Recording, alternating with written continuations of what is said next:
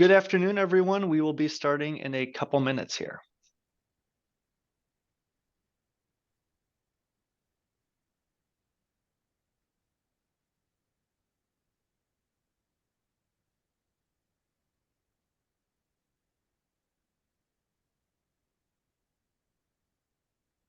Hello and welcome to Lakes and Snow to Beaches and a Sunny Glow. We're going to be talking about changing residency from Minnesota in today's webinar. We are going to wait just a couple moments here to let everybody get registered and signed in, and we will begin here shortly.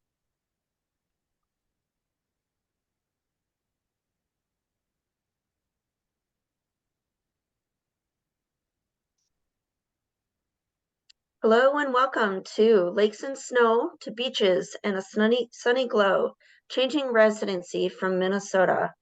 Will is a wealth advisor at 360 Financial, and he will be doing the introductions for today's webinar. Go ahead, Will. Hello, everyone, and welcome to the Changing Residency from Minnesota webinar. As Tony mentioned, I am Will Grant, Wealth Manager here at 360 Financial. I'm joined by Mike Rogers, Brian Bonzak, and Joe Rapacki CPA, as we will be guiding you through the webinar. So we will review the key things to consider when determining a retirement move from Minnesota to another state. And since we got some snowfall here in Minnesota this past weekend, it may be top of mind for some of you folks. So throughout the webinar, please add any questions to the chat section.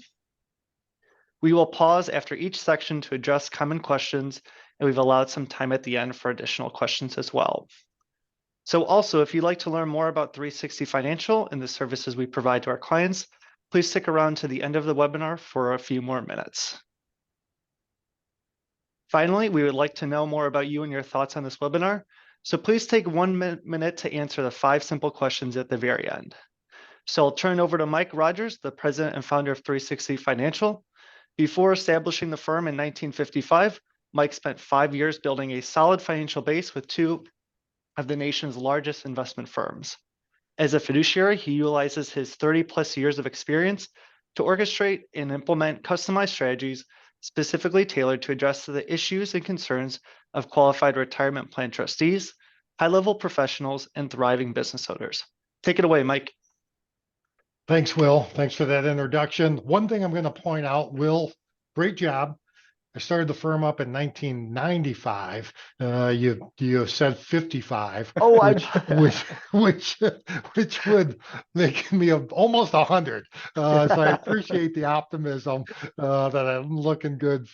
I'd be 98 years old. So thank you for the introduction. Yeah, back in 1995, when I left the big firm environment, just down the street here in Wayzata, and I started this independent practice, I knew there was an opportunity to kind of serve clients better on an education basis and also just on a kind of a non-biased investment basis and planning basis. So today's program around residency is really just an extension of the reason I set the firm up in 1995. So it's great to have Brian Bonzak, who runs our Elk River office and joined us last year and is our managing principal up there. Joe Rapacki, who is our strategic partner on the CPA side and his office over in Edina. And Will and I are located, and Trony, in the Wayzata location. So welcome to the program. We're looking forward to going through it with you. So first thing is make it a little bit easier to see. So let's first talk about the great things about Minnesota, because there are so many great things. What we're not trying to do here is get people to leave our state. We have some of the most beautiful lakes in the entire world here in Minnesota, whether it's Lake Minnetonka outside of our door here, or the chain of lakes in Minneapolis, or all the other 10,000 plus lakes up in Brainerd scattered throughout the rest of the state. We have our state fair. We have some of the best education in the nation, both at the grade school, high school, and post-secondary levels. As we got a picture of the U here. We've got the state fair, Sweet Martha's cookies. There's always something that brings people back. We have a thriving kind of arts community and music scene. So again, there's so many things on here, and we have every major sports team. And I know that's Tuesday after a loss to the Bears. But we do have every major sports team. So we have a lot of positives here in the state of Minnesota. Then not to mention we have some of the best healthcare in the world, especially if you're driving down to Rochester to receive care down there. So lots of positives. But when it's 9 degrees, like it was this morning when I was driving into the office, Will mentioned it was snowing, here this weekend, you start thinking maybe it would make some sense to change our residency. And that's not necessarily because of weather. It might be because of taxes. And so this slide here is just a map showing the Minnesota income tax rates versus every other state in the nation. And what you'll notice right there in the middle, 9.85%, the great state of Minnesota, that is our state income tax. Now, this is not sales tax included. It's not property taxes included, just straight up income tax. And this whole chart is color coded. And so you'll notice that there's a couple of states that are a deeper red. I guess ours is orange, but it's kind of close to red. That's California and New York. They both respectively have the highest tax rates in the country at the state level. And then we come in at 9.85%. Oregon's about 9.9, so they're very equivalent to us. Massachusetts about 9, New Jersey's 10.75. So you'll see very high states as far as very high state income tax rates. You'll know some states are in gray. These are states like South Dakota, Wyoming, Nevada, Texas, Florida, Tennessee. Okay, those states don't have income taxes, and therefore they seem to be attractive to people who are looking at retiring and trying to reduce their income tax. Okay. So one reason why you might want to consider moving to a different state is to reduce your income taxes. Now, remember, we were just talking about this as a group earlier. Social Security is also taxed in Minnesota. As Brian pointed out, when we were talking about this program, is it was on the table. State legislators looked at eliminating or at least reducing the taxes by the state of Minnesota on those Social Security benefits. That did not pass. We still pay taxes at the state level and at the federal level for most people on your Social Security taxes. The other thing that occurred a few years ago, you might remember there was a tax cut during the Trump administration, but there was also an elimination of a tax deduction. And what we used to be able to do is deduct all of our Minnesota income tax. I'm getting into Joe's territory as our CPA resident here at the office, but we used to be able to deduct what's called our SALT tax, which is our state and local taxes. And if you paid $40,000 in Minnesota taxes, you could deduct the $40,000. Just again to keep it simple.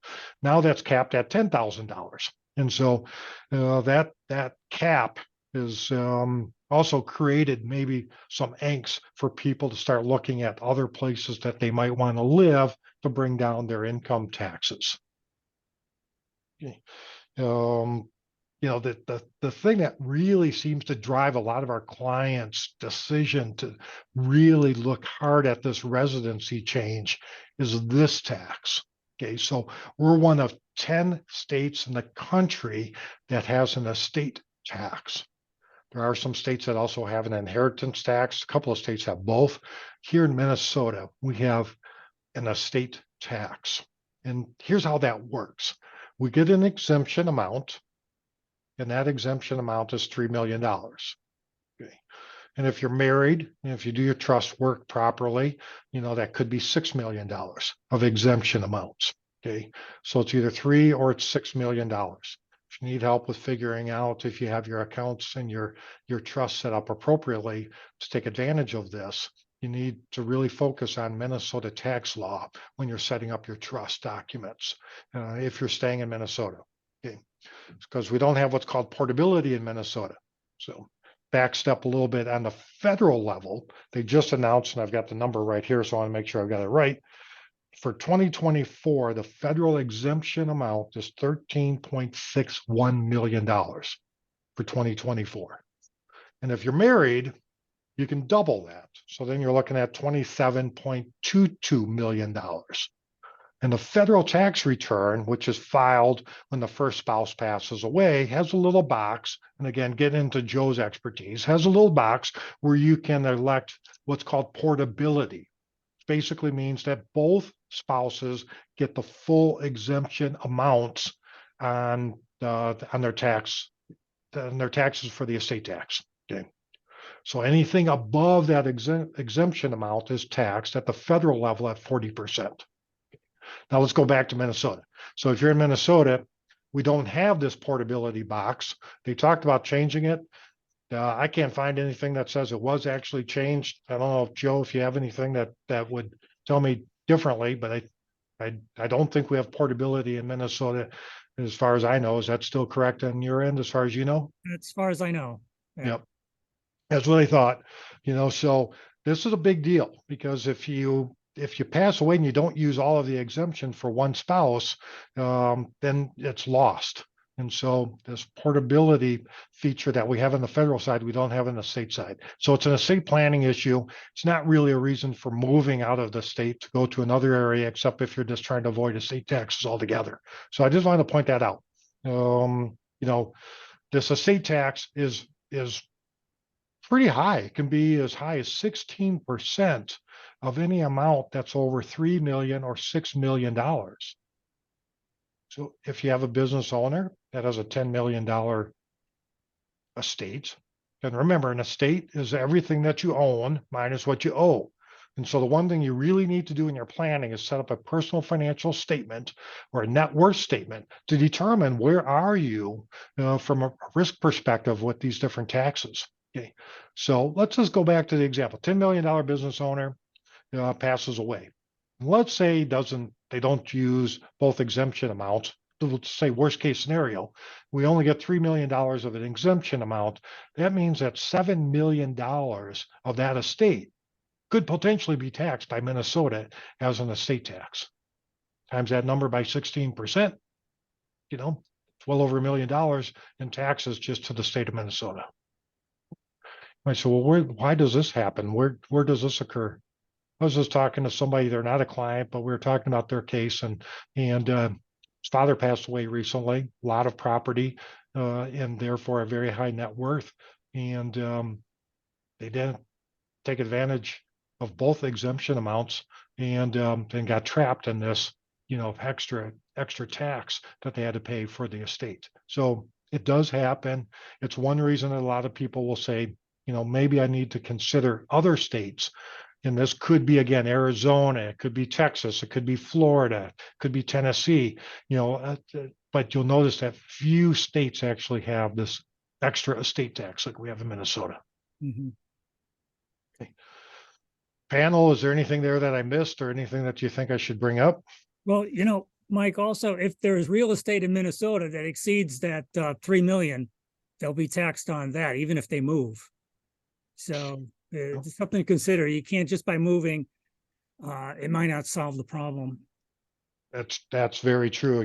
So some cabins nowadays, quote unquote cabins, could be $3 million, but a commercial property or something along those lines, the other thing is there are ways to lower the value of your estate, while you're still alive. So if you're close, if you're on the border and you run some projections and you're saying, oh, wow, I'm going to be over this amount, and they haven't raised this amount in a few years, maybe they will in the future, but current administration doesn't seem to be too keen on that idea. But you could gift away some money, for next year. The gifting rules are $18,000 that you could give to as many people as you want. And if you're married, that's $36,000. This year it's $17,000 per person. So that would be a way to lower your estate. But again, if you have a $10 million estate, giving away $17,000 might not make much of an impact, no matter how many times you do it. But, you might want to give to your kids. You might want to give to your kid's spouse. You might want to give to your grandkids. That's a way to get some money out of your estate, potentially pay less in estate taxes. there's some rules around that. Again, Joe can go through those rules as far as look backs and what have you. That's, complicated a little bit, but there's that potential. Another way to get money out of your estate is to if you're charitably inclined, is to give it away to charity. And one tool that we're using more and more these days is a donor advised fund, where you can take a lump sum amount of money, including appreciated stock, put it into this donor advised fund, take the tax deduction on the front side of it, and then distribute the assets in that account out to the charities over a number of years, if you so elect. It's pretty cool legacy tool, because what it allows you to do is maybe bring your kids or your grandkids into the giving spirit of the account, and you could determine as a family who you want to give money to on a year in and year out basis. It's almost like having your own foundation in a way, but it's a lot simpler. But it's another way to reduce your potential estate tax. Yep. Joe, is there something there that you had? No. Okay. So remember, Minnesota has an estate tax. We don't have portability. That means each of you, if you're married, have $3 million of exclusions, but you have to do your trust work and your tax planning in order to get those exemption amounts. And if you don't, there's no easy fix like there is on the federal side. Mm-hmm. So we've talked about some of the taxes. We talked about why to stay in Minnesota. Let's determine what makes up residency. And this is really based on two primary conditions. Okay, the first one everybody has heard of: spend at least 183 days outside of Minnesota. If you're in Minnesota for 6 months in a day, you are automatically a Minnesota resident. Okay, so that's a rule that everybody has heard of. And as a matter of fact, everybody on this panel has heard more than once, I'm just going to stay in Florida for 6 months in a day. Okay. And of course, like everything, if it was that easy, that would be really helpful from a planning perspective, but it's not that easy. And the reason it's not so easy is they look at how active you are in those domicile areas. And so on the right is a picture of a home, and it talks about domicile. So on the left is the 183-day rule. On the right is your domicile rules. Okay. And so where do you live?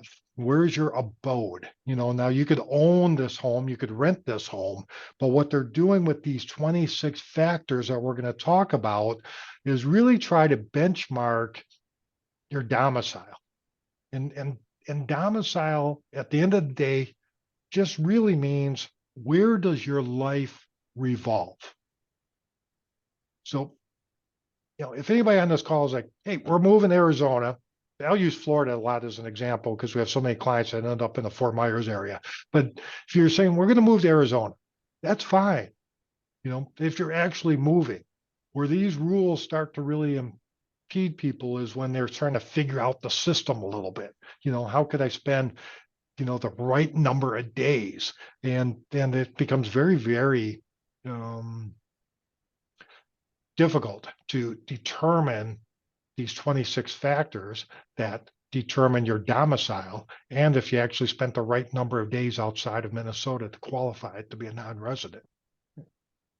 So, so when we're looking at this domicile area, first we'll look at this 183-day rule. And the 183-day rule is really important from the perspective that the burden of that rule is always on the taxpayer. Yep. So, Joe, I know from the perspective you wanted to talk a little bit about this rule and talk a little bit about, kind of how to track if you've actually made the 183 days or not. Sure.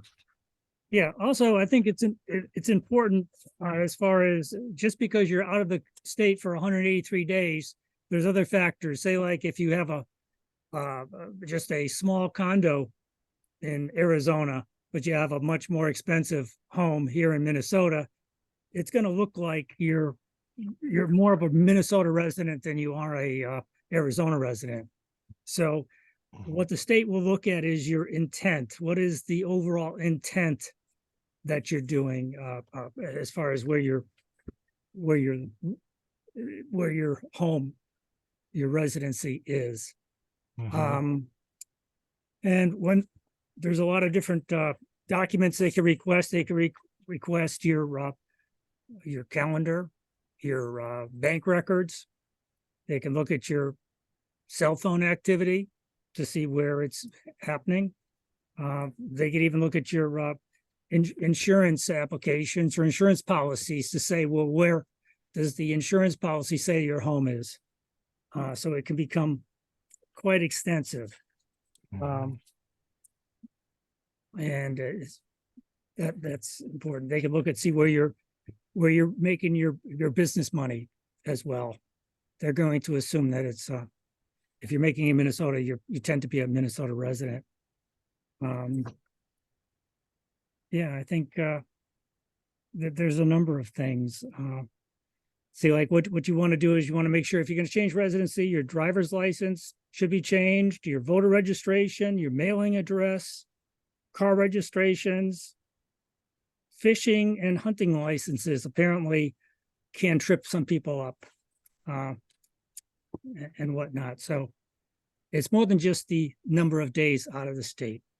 Yeah. So, Yeah, and those are that, so the 183-day rule, is the first hurdle, right? If you don't jump over that hurdle, then nothing else really matters. So where we found, and there's going to be a case study that we're going to go through with an individual named Kenneth Maurer, related to Joe. But that case study is a situation where that individual traveled quite a bit for work and was not in Florida for as many days as he kind of thought he was in the Minnesota Department of Revenue, even though he spent less than 183 days in Minnesota. They declared him a Minnesota resident.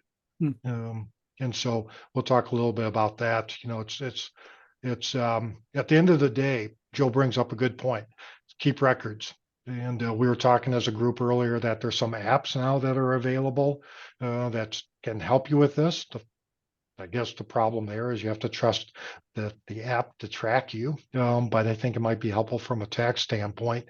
And when we look at the 183-day rule, there's a few other factors that come into place around that rule as far as what's a day. So if you come into Minnesota on a 10 p.m. flight from Florida, as an example, that is a day in Minnesota, even though you're only here for 2 hours. So we'll talk a little bit more about that as well, and how it affects you, especially if you plan on doing any traveling, because the 183-day rule talks about the majority of your time has to be, and this is the key, has to be domiciled elsewhere. Okay. And so and remember, when I go to domicile, what that's saying is that's where your life revolves.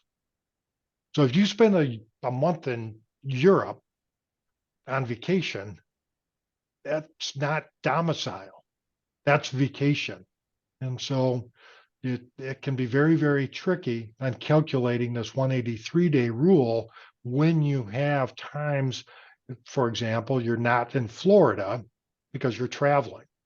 And that's how 180 days could actually make you a Minnesota resident, even though you thought you were abiding by the rule. Okay. I'll go into a little more detail about that. And guys on the panel here, you can ask me if questions to try to make it a little bit more clear.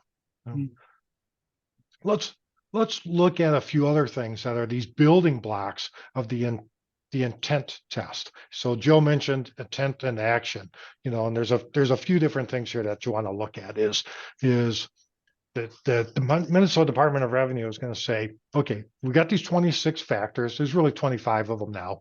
We got these 26 factors. What's your intent? And what are your actions that are backing up your intent? In other words, your intent are your words. It's kind of like what you are showing that you're doing, but the action is really driving some of these outcomes on these audits. And so I'll go into some specific details, but if you look at the location of the domicile, as an example, where is your permanent residence? Where's your homestead? And so, there's a number of building blocks here. Where is your property? Joe pointed out a great example. If you have a $200,000 condo in Texas and a $2 million house in Minnesota, it's going to be maybe hard for your actions to relay to the Department of Revenue that you're living full-time in your domicile is in that $200,000 condo. How about your employment classification? Are you part-time? Are you full-time? This changed a lot with COVID, but where is your employer located? And if you're a business owner, to Joe's point earlier, that makes it even more difficult for you to try to argue that you're a non-Minnesota resident when your business and all your business income comes out of the state of Minnesota.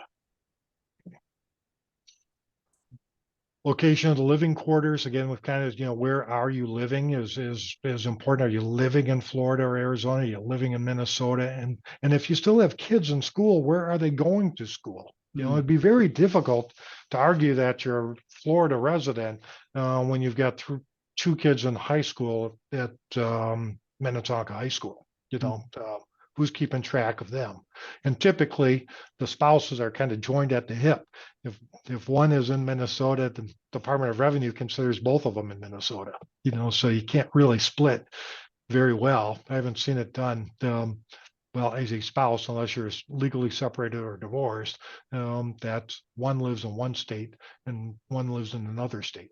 It can be done. There's some exemptions to it, but generally speaking, where the kids are located and where they're going to school is another driving factor. Of course, a lot of you on the call probably don't have younger kids still in school, so this wouldn't apply to grandkids, of course, but it is a consideration for people when they're looking at this non-resident status.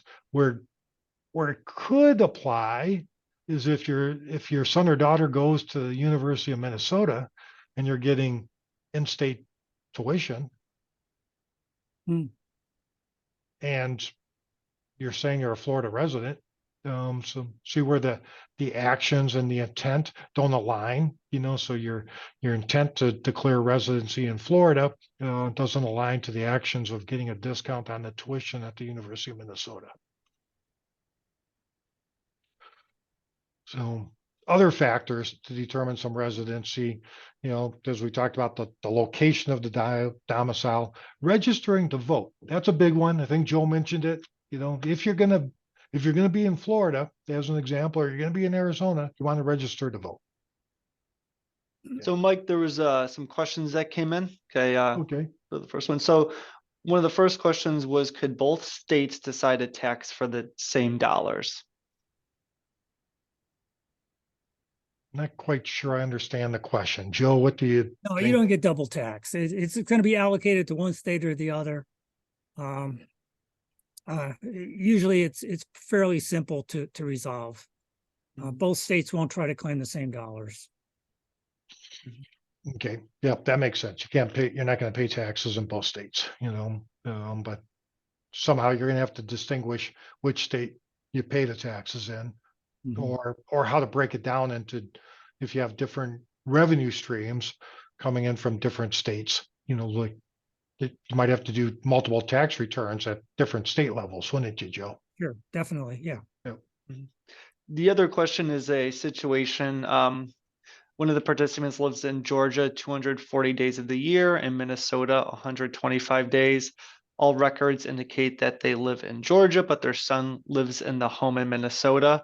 All mail goes to Georgia, as well as their bank account is with Wells Fargo all over the US. So is that in a good situation to believe that, Georgia is their primary domicile? Or any thoughts on that? I would say on the surface of it, it sounds like they're doing exactly what they're supposed to be doing. They're spending 240 days down there. You might want to look at if your son is living and is he paying rent to you? Is that kind of if you will, almost like a legal agreement, or is he just living in the house for free? While you maintain it, but you at least for certain make the 183-day rule. Way past that. Yeah, probably also if he's a dependent or not. If he's not a dependent, I don't see where it's an issue. Yeah, that's a great point. And how old is he and whether he's a dependent? We're assuming he's not a minor living by himself up here, but you never know, right? But that doesn't mean he's a dependent or not a dependent. Yeah. Perfect. Thank you. Yeah. So when you look at that, the person who asked that question though about the Georgia, residency, again, they seem like they've crossed, some of the major hurdles, but also looking at maybe if they haven't registered to vote down there, they should, and then again, the intent is you're proving that you are a Minnesota non-resident, you're maybe a Florida or Arizona, in this case, a Georgia resident. But the action speaks for itself too. You need to go vote. Okay. So you have to go vote in some elections down there and show that you're invested in the community by showing up at the voting polls to try to, be part of that community. Okay. So those are things that sometimes people just forget to do. Okay. Um, you know, the other factors, again, I'm going to talk about a couple of these factors too, are these license factors. Joe mentioned getting your new driver's license, but you also need to go and re-register your cars. And the one thing that's come up over the years that's kind of been a little catch is fishing and hunting license. So as we all know, you get a little bit of a discount on your annual fishing and hunting license if you're a Minnesota resident. Okay. So sometimes people will declare that they're Florida residents. They'll come up here, they'll renew their annual license, and they'll check off that they're Minnesota residents so they can save $20 on the license. Okay. Again, the action is not aligned with the intent, and it would be something that the Department of Revenue would definitely point out and say, "Hey, what are you trying to accomplish here? Are you a Minnesota resident or are you not?" Okay. Now, these 26 factors, you don't have to pass every single one of them, but you certainly want to make sure you're jumping through the hurdles on most of these. So go get your valid driver's license in your new state. Forgo, give back to Minnesota your driver's license. Okay. Get your motor vehicle licensed in your new state. Okay. Keep the cars in your new state. Now we do see here in Minnesota frequently throughout the summer where there's Florida plates driving around. And I'll bet you a lot of those cars are spending 7, 8, 9 months in Florida and maybe get driven back or trucked back. And people use them for the summer months here. Yeah. That's fine, but you don't want to have the opposite where you still have Minnesota plates, and our plates are so expensive and our tabs are so expensive. You probably save some money by being in a different state. Yep.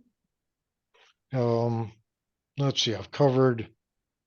The one thing I was going to say is the location of bank accounts. Again, Joe mentioned that. This seems kind of old school, really, because in technology days like we have now, people will use all kinds of electronic means to move money around, whether it's Venmo, Zelle, other payment processes.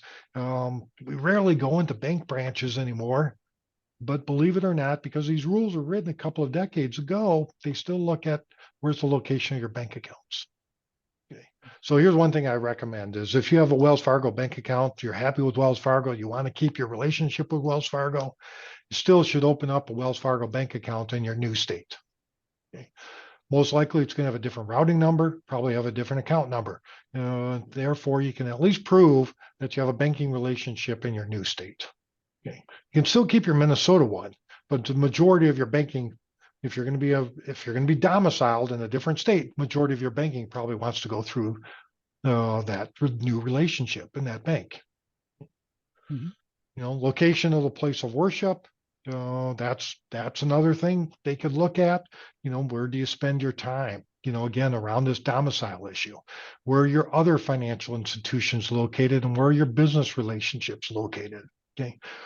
They used to look very hard at where do you give money. That kind of ties right into this location of the worship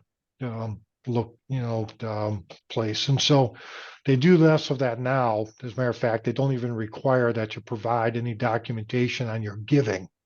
And frankly, it was because so many people were leaving the state and stopped their giving to institutions here, that needed those funds, whether it was Mayo Clinic, the University of Minnesota, any of the other 501c3 nonprofit entities that we have were getting hurt by that. So they dropped that requirement. Mhm.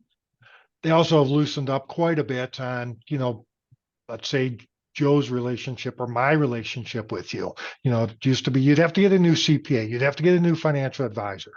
And they realized all that was doing was hurting the state of Minnesota because, if a client leaves and they get a new advisor down in Minnesota, then Joe loses that income tax revenue from filling out those returns. We lose the wealth management revenue by going through our processes, and therefore we pay less in taxes. So they've actually lightened up quite a bit on those requirements.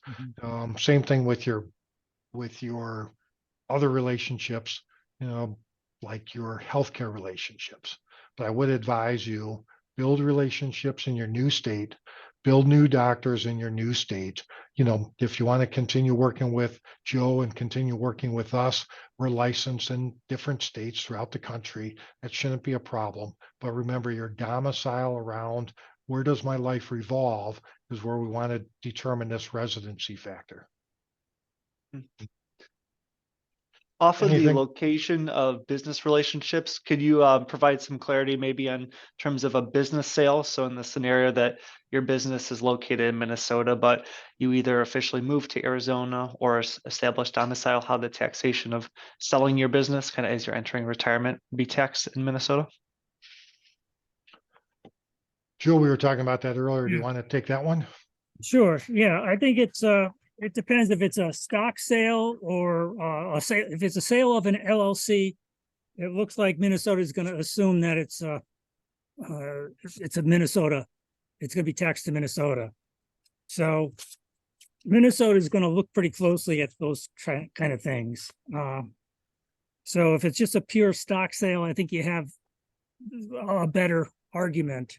But if you're selling your business and it's not a corporation where you're just selling the stock, you could have a problem of continuing to pay tax in Minnesota. And if you still are a shareholder of a business in Minnesota, after you leave, you're going to be paying taxes for that allocated income to Minnesota. So that's a Yeah, there's common question. if that's a question that came in, especially Will, it's a lot of planning that they should be doing ahead of time. They're thinking that their exit strategy is to sell the business, and maybe before that transaction, that liquidity event occurs, they're going to move to a lower income tax state. That potentially could work, but might not either. So there's going to be a lot of planning that needs to get done on the front side of that transaction, so it's set up appropriately. And, also, I think Minnesota is going to look at the higher dollar amounts too. They're not going after smaller sales. They're looking at the large, potentially large tax bills. Mm-hmm. So. Absolutely. If you sell a business for $30 million, they're going to be taking a look at that. Right. Yeah. It's and then also important to remember that if you don't file a tax return for Minnesota, the statute of limitations don't stop. So they could wait, 6 or 7 years and come after you then. So just because you get away with it for a year or two, you may not be totally free. Mm-hmm. So. And boy, that's really good. So it's just a matter of keeping really good records for a long time, and again, this isn't, it's lots of gray areas. If you basically just pick up and move to Arizona, and your whole life now is in Arizona, and you come back for a couple of months, maybe in the summertime to visit kids and grandkids, but you're spending 10 months down there, your intent and your actions are pretty well aligned, probably going to be okay. It's when you start kind of getting into these gray zones where you're kind of straddling back and forth. That's really what I've seen over the years that creates the problems, and you probably would agree, Joe. Yeah. Yeah, definitely. It's looking for your intent where you're not just doing it for tax reasons. You're doing it because you want to live somewhere else. Mm-hmm. Yeah.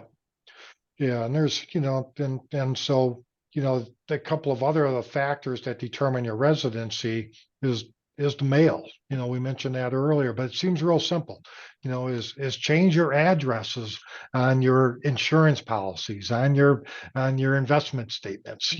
Don't just forward your mail from Minnesota to Florida or Texas or Arizona, but literally change the addresses at those institutions so that's being sent to you. Again, my intent is I'm going to be living in another state and I'm going to be a resident of that state. My action would be I want all my mail sent to me at that location. Now, sometimes if you're coming back for 2 or 3 months in the summer to enjoy our lakes and our loons and everything else that we have here, you might have to change those addresses back. But, those financial institutions especially should be able to do that for you without too much problem. And we've done it for our clients. So and everything is digital now too, though, Mike, right? They can just get digital statements. There is, yeah, yep. I mean, then most of the time, they're not even generating paper statements. So you are right, But even on our digital here, at 360 Financial, our custodian's LPL Financial. So when they send out the statements in mail form, they send them to where the address is. But if you go online to your account lookup page, you'll still have your address on that digital statement. So again, just want to make sure that address aligns. I think would be appropriate and important that address aligns to where you are saying that you're a resident. But you're right. Digital world has changed a lot of these rules and made them a little bit harder to abide by. Versus when they were written 20 years ago. The other one down here with the loon picture is the percentage of time physically present in Minnesota, percentage of time person spends in each jurisdiction other than Minnesota. I think I've covered this a little bit, but just to reinforce it, the 183-day rule might not be 183 days. As an example, if you spend 180 days in Minnesota, you're like, I'm done. I spent most of my time outside of Minnesota. Okay. But if you traveled for 30 days and you spent 153 days in Florida, the state of Minnesota will say you spent the majority of your time in Minnesota. Therefore, you are a Minnesota resident. Okay. And remember, if you're flying into Minnesota for a day, anytime during that day, that counts as 1 day here. The only exception to that rule is if you are literally flying to Minnesota, but getting a connecting flight somewhere else. Okay. And last I checked, I think the rule is you have to make that connecting flight within 12 or 24 hours. I'm not sure exactly what it is. And Minnesota will say that's a connecting flight, but you have to have 2 points of destination. It truly has to be a connector. So if you're flying from Texas to Minnesota, changing planes, and then going to California, that does not count as time in Minnesota. Okay. But if you come in anytime during the day, that does count as Minnesota time. Okay. So I think I've covered a lot of the determining. We also have a little 26-page fact sheet. You can find that at the Minnesota Department of Revenue. If you go to tax fact sheet or income tax fact sheet, you can get a lot of this information off of that as well. Okay, we'd be happy to send you a copy. Just put it into your notes, shoot it over to us, but we can get that to you also. I also like to talk about sometimes as a case study. And just for time, because we're at 1:43, I'm going to just focus on one case study, and that's the Mauer case study that happened about 10 years ago. Okay. And this was Kenneth Mauer versus Department of Revenue. And this was a cousin of Joe Mauer's. His name is Ken. He was attempting to establish his residency in Florida. And so I'm going to go through kind of some of the things that he was doing. And see here. Nope. Okay. So here's what Kenneth was doing. He was a referee for the NBA, and so he traveled a lot. And he bought a house, and he bought this house down in Florida, somewhere in the Fort Myers area, if I remember correctly, from doing the case study. And he wanted to declare his residency in Florida. Okay. So he did a lot of things right. He bought a place in Florida. Okay, he homesteaded that place in Florida. It was about a $235,000 condo that he had bought in Florida. Okay. Meanwhile, he maintained his home in Minnesota. Okay, and that was over in Afton. It was supposedly on 6 acres of land. It was worth, north of $2 million. Okay. Okay, but he did have a house in Florida. He registered that house in Florida as his place of employment with the NBA, and he also homesteaded that place in Florida. Okay. He registered to vote when he was in Florida. Okay. He got his driver's license when he was in Florida. So you can see what he was doing. He was going through a lot of these factors that the Department of Revenue has determined you need to do. Okay. He returned home about a week later. After homesteading his property in Minnesota and his property in Florida, he also went and he listed his Afton home for sale. Okay. So what ended up happening is you'd say, okay, he seems to be doing everything right. He actually even changed his cars and his license plates over to Florida. So again, he can kind of see what he's doing here. The intent was to make it clear that he was now a resident of Florida. But what about his actions? Okay, so this is where things got a little bit murky, and this is where the Department of Revenue had their case, and Kenneth Maurer ended up losing, and the Department of Revenue won and declared that he was a Minnesota resident. So he set up a bank account in Florida, but he also set one up. He had his bank account in Minnesota. So again, looked like he was doing the right thing.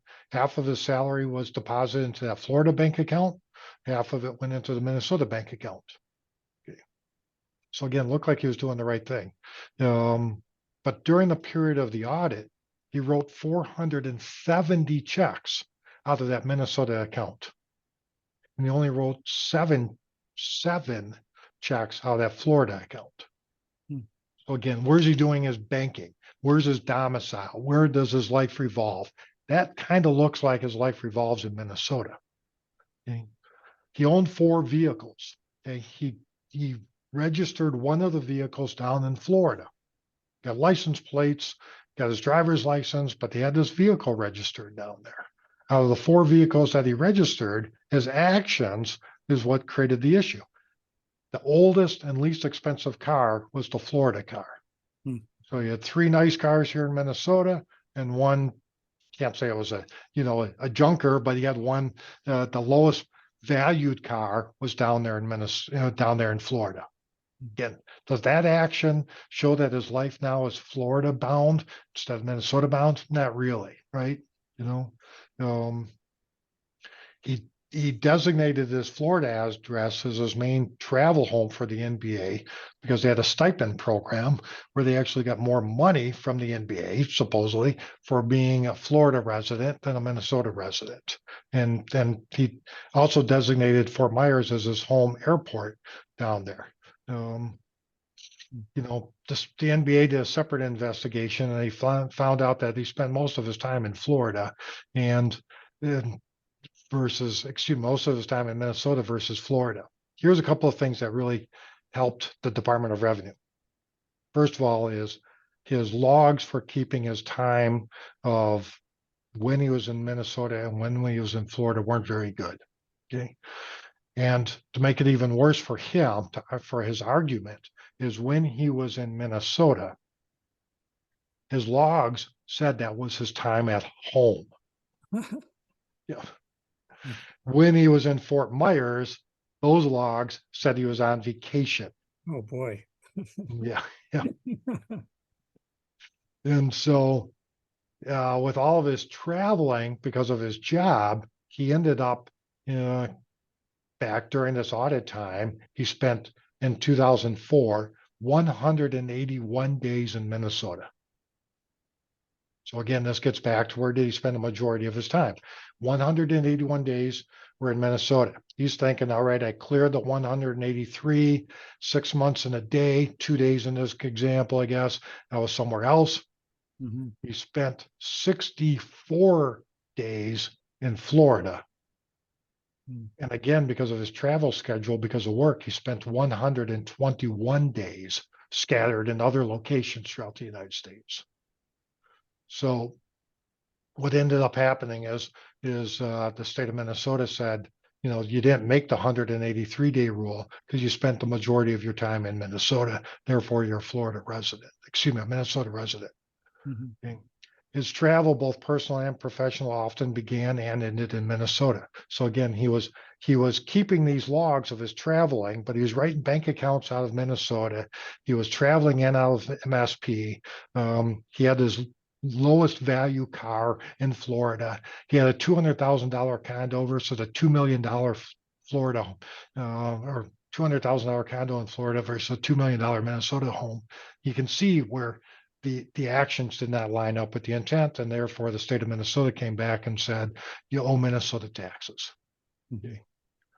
So we see this a lot. That's again, you know, from the perspective of this program, just trying to give you some education on it. So to conclude, you know, income taxes are very high. That's one reason why people are leaving, you know, the state of Minnesota. But the bigger reason is the estate taxes, and how do you you know, avoid as much of that as possible. We talked about some planning things that you can do from an estate tax perspective. And then we talked about your determinant of your residency, your time here in the state, and the property and location of that state, and how all of this as a taxpayer is the burden of proof falls on you to determine if you're actually a resident, because the state of Minnesota will not come to you and say, prove to us that you're not a resident. You know, what they'll come to you do is say, we know you're a resident of Minnesota, prove to us like differently. And that's a different argument. So you have to have a lot of factors to back that up and a lot of proof to back it up. So I've covered a lot here in a short amount of time. So we got 26 steps that you have to kind of cover or go through. We also have the 183-day rule, which may or may not actually be 183 days. And I was curious if there's any other questions that might have come up from our audience, Will or Brian, since we last took a break. No questions yet, but feel free to, if you have any last minute questions that you want to make sure that the panel addresses, feel free to put that in there, as well as feel free to reach out after the fact if there is a state that you're considering moving to, so we could kind of discuss more details on your specific circumstance. Absolutely. Absolutely. You know, so, well, everybody, thank you very much, you know, for this. I know, Will, you're going to close us up here, but then we're going to have a little segment, especially for potential clients of 360, to learn more about our service and our processes and how we work with our clients to provide, you know, the high level of service. And so I'll let you bring us home from that perspective. Yeah, we just want to thank everyone for attending our webinar today. And as I mentioned at the top, please feel free to share your thoughts. It'll take 1 minute to answer the 5 simple questions at the very end of the webinar. We hope you found this webinar valuable. And we are here if you have any questions or to discuss kind of the way that we work with clients in more depth as well. So Mike will kind of walk through that process at a high level, but we encourage those with questions. If you didn't ask them now, to please feel free to communicate that with us, and we will get back to you in a timely manner.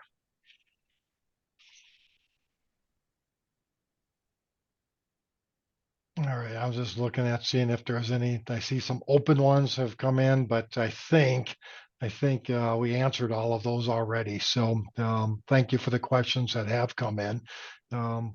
Let me just talk a little bit about kind of 360 Financial, a little bit about our services and how this might help you determine this residency question as well. Okay. So I'm going to go back to the screen share.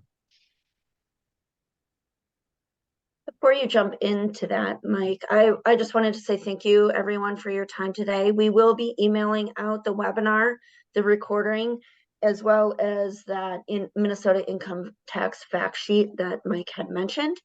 I also wanted to mention that we will have our next webinar will be in January with the 2024 outlook. So good. Yeah, thank you for that, Troni. The outlook is always a you know, an interesting one. It's a nice recap of what occurred on the previous year, and then kind of, trying to figure out what's going to happen in the coming year. So I'd encourage everybody to join us for that, because it's a very good program. So there's some disclosure language also here that we also need to show. Basically it talks about, IRA accounts, talks about LPL as our custodian, and of course investments, they do go up and down, but I'd like to spend a little time just showing that area. And then I want to talk a little bit about the services that we offer at 360. And here's really the premise of our entire being here at 360 Financial. It's built around what we call a life wealth plan. And the life wealth plan is a plan that focuses on the most important things to you, what truly matters to you, what are you trying to solve for, what are your top priorities, and then combines that with what we can control, and that sweet spot between what matters to you and what we can control is our life wealth plan. We know there's lots of areas that we can't control. Remember when I was talking about the exemption amounts on federal taxes? Well, in 2026, that potentially will be cut in half. Okay. So now the federal amount maybe becomes an important planning tool. We can't control whether Congress lets that sunset or not. What we can control is how we plan around it. Now we, not only wealth management perspective, but in addition to that, the tax management perspective. And that's why we've got Joe and his team over in the Edina location from a tax standpoint. So if we can figure this out for our clients, we'll have clients for generations and literally have had generational clients. And I think the most we've gone through is 4 generations. A mom started with us as she aged, her adult son became a client, then his and their kids became clients, and then we set up 529 accounts for the grandkids. So that was a pretty cool milestone for us to reach. But the planning process is all focused around FORM goals. And FORM is an acronym that we use here all the time. And it's family, occupation, recreation, and then money. And the family goals, the occupation, the recreation goals are the why. They're the driver of most planning. Okay? The money aspect, that's kind of like the gas in the engine. That's what gives us the freedom to address and live, the family and the occupation and recreation goals. So frequently, the reason we're doing this program today is one of the recreation goals that come up is I want to move somewhere where I can play golf year round. I can go fishing. I can enjoy the outdoors. Then move to a state that potentially also has lower taxes. So it's a recreational goal, and occupation and family tend to be very important as well, with family being the most important goal for all of our clients. Typically, everybody's unique. Everybody has their own goals, but the commonality is the family aspect. And that's probably because we're a family environment here, and we align to those family values, if you will, and traditions that are important to our clients. So how do we do this? Through this planning process we have called a life wealth plan. Okay, and there's 3 steps to this: discover, learn more about you, learn what we're trying to solve for, what are your priorities, what are your issues right now, and how do we start solving for those issues so that you're set up better through the planning process. And that's the design aspect. We have to be able to come to you with recommendations. Say, here's what you should be doing from a tax side point. We can bring Joe in. We can talk about insurance. We can bring Brian into it. We can talk about projections and investment returns. We can bring Will into it. So we have different advisors. We have 25 people total between our different locations that can help in this design aspect. And then we have to deploy it, because no good plan is good if it just sits on a shelf and collects dust. And so the deploying of the plan is the most important aspect, okay, of an ongoing monitoring. Are we getting to the goals that we want to get to? Okay. And really, there's a couple other slides that talk about the impactful financial events that we're managing, and our mission here is to enrich our clients' lives by leading them through these impactful financial events. But for a lot of you on the call today, when we start looking at retirement planning, we start looking at tax planning, those might be your two biggest drivers financially on determining if you're going to move to a different state or not. Okay. Our business owners have a whole nother set of nuances that they have to consider. I started this business up in 1995. I can rely and relate to a lot of those concerns, just like Joe Ken, who started the CPA practice, and just like Brian, who's the principal and owner of the Elk River location as well. So there's just a number of things that we have to take into consideration when we're doing your planning around these impactful financial events.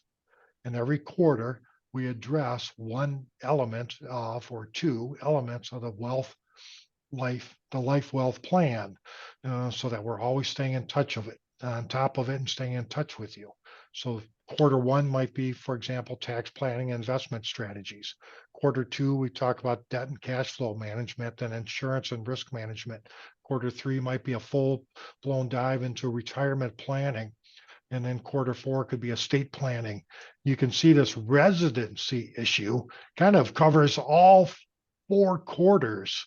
And that's why a lot of times it's so important that we're having these conversations earlier in the planning process versus, hey, we moved to Florida and we're going to become a resident down here. What can you change our address on our statement? So I'm going to skip the investment process for a second, because we have a very disciplined process. We have an investment committee that meets every other week, but I want to just focus in on the life wealth process for a minute, because it goes hand in hand with the estate planning that needs to be done, especially around this residency issue. The very first thing that I offered everybody who's not a client of ours is we'll put together for you a personal financial statement. We'll do that in the Get Organized meeting, the second step. Okay. What does that do? Well, what that does is tell us at least where are we at on these exemption amounts that we have to be concerned about, 3 million, 6 million, or more at the federal level. Okay. Then what we want to do on the implementation and set in motion stage is take that current net worth statement or personal financial statement and run some projections. And through those projections, start determining where do we run into roadblocks for taxes, and what are some solutions that might be able to help us resolve some of those tax issues. Okay. And that could be solutions that we could bring in, Brian, and talk about potential insurance inside of a, irrevocable life insurance trust. That could be solutions where we bring in Joe to talk about the tax part of it. But the individual projection is really what's going to drive whether you have the outcome that you're looking for or not. And then this review and align is so important, again, to monitor that the whole time and make sure that we're on track. So if you're not a client, call us up. We'll put together a net worth statement for you. That includes your insurance, by the way, includes your homes, your properties, and we'll also run some basic projections to show you when you might run into some of these exclusion amounts. Okay. This is our advisor group. This is also the group that gets together and goes through our investment portfolios every other Tuesday, which we'll be doing this Tuesday afternoon after the market closes. So the takeaway from this is we'll have our fit meeting, determine if what our services are available to our clients make sense for you. But then this Get Organized phase, which we can move into, we can give you some real good information and projections on how all of this is going to play into your bigger picture plan. So I encourage everybody to contact us afterwards and kind of go through this process so that you know exactly where you stand. Did I Mm. miss anything, you guys? No, Nope. There's members of the Wayzata team and the Elk River team, and as on the wealth management side, and again, the investment committee side as well. And as I said, we've got a great team of tax people over in the Edina location, which is over at Joe's office, the Rapacki and Company location. all right. So with that, and then unless anything else popped up here on Brian's end or on Will's end, I think we have covered everything that we need to. We've covered all the questions, and we greatly appreciate again everyone for taking the time this afternoon and looking forward to kind of continuing the conversation on where we could potentially be of value. Yep. All right. Have a great day, everybody. Thank you, and happy holidays as well. Yep. Bye. Thank you.